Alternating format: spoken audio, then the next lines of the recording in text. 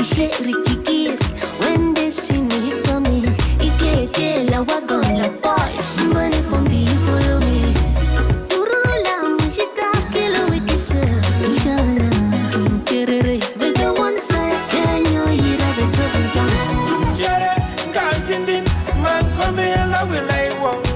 Beja one goes away. We proud of who we are. Versi tutti, nay. Versi tafsin, nay. Beja one goes away.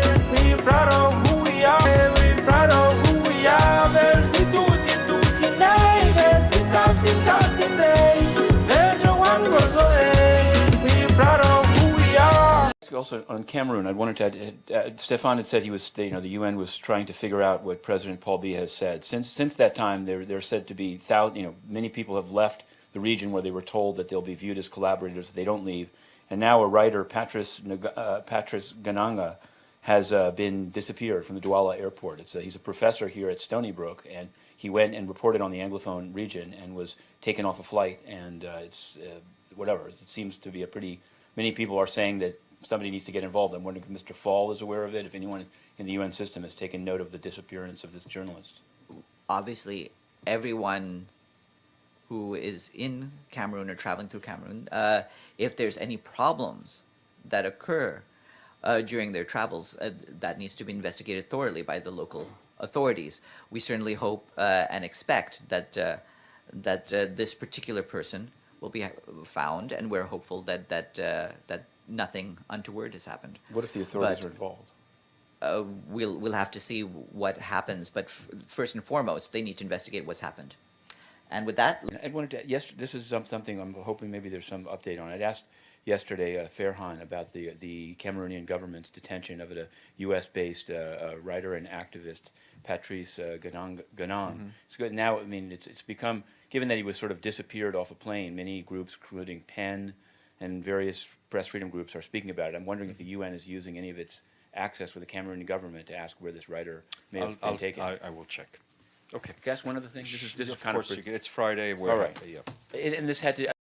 Thanks a lot, Matthew Lee, Inner City Press. Thanks a lot for the briefing. I had an opportunity to ask a question.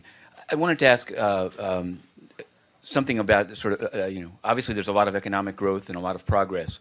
One trend that's emerged, or that I've at least been reporting on, is sometimes internet services being cut off, which is obviously a big part of the economy. But there have been in Cameroon for 94 days it was turned off. In Gambia, before things were resolved, things were turned off. And I'm just wondering, can you speak to sort of the place of both the internet now in Africa's economy, and steps maybe the African Union or any of the various bodies you're a part of might take to be sure that even when there's political tensions, that this part of the economy can go. Statement made by Cameroon's permanent representative to me at the stakeout, at the Security Council stakeout, so in a public area with, et cetera, that saying, on 38, who asked you to be up there? I'm going to make a call to make sure Matthew is not up there anymore. You ask nasty questions. So my question to you is, if a member state, in this case a member state that is subject to questions, nasty or not, were to call the 38th floor and say, I want a particular media to not be up there, why are they up there? No. What would be the response by the 38th floor? And I ask because I've gotten an accreditation for being up there. That's why. Well, I think you're mixing. strange.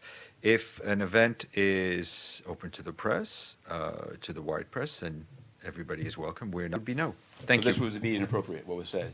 Thank you. Cameroon, I'm sorry to ask you, but since October 1st, there have been hundreds of people killed there. Your envoy, Francois Fall, has said he was going to go but hasn't gone. People are extremely concerned, and I'm just wondering, are we missing something? Are you preventing conflict in this instance, or what is the UN doing?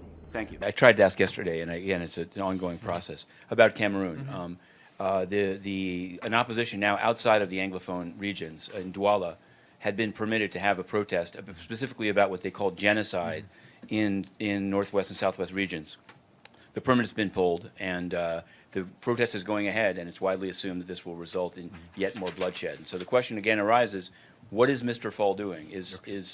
Where does that stand? First of all, I think the Secretary General did not hear your question on Cameroon yesterday, because he mentioned that to me. So I just want to make that clear. I wanted I just want to get the explanation of it. In the past, events in which the Secretary General, including the previous one and even this one, has sworn in officials to swear in their allegiance to the global public, have always been open press.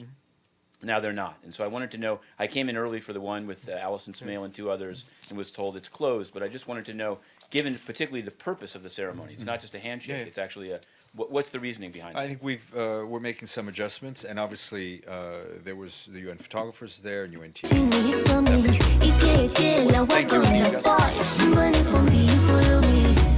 Tururu la musica que lo we que se ishana. Cherere, beja one saya kenyo ira beja visa. Vejo one go